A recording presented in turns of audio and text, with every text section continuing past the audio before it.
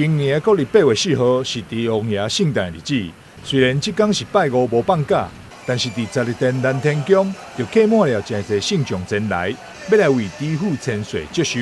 庙方自当天上午9点起，也开始进行团拜接寿，场面庄严隆重。行三跪九叫寿嘞，拜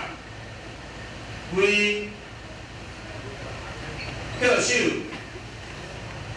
再叫寿，三叫寿，寿。除了管理委员会以及众友宫交袂紧前来团拜接寿，庙方也准备了平安圆、平安卤面，请信众吃平安，并免费予信众过7车平安桥以及净流，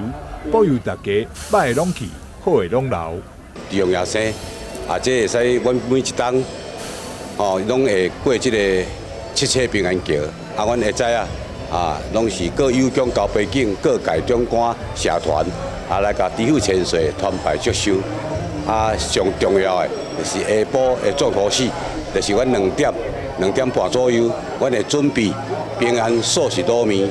来互所有的善信大德食好饱、食平安。下晡差不多3点左右，我就开始准备要免费来过7车平安桥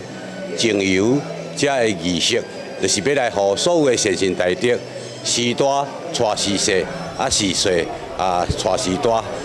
是大人带囡仔，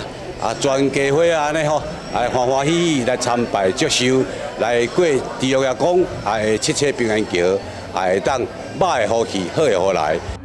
满满的灵雕将庙前的马路摆甲看袂到路尾，信众对着十日殿南天宫帝王爷虔诚之声，由此可见。记者张锡维采访报道。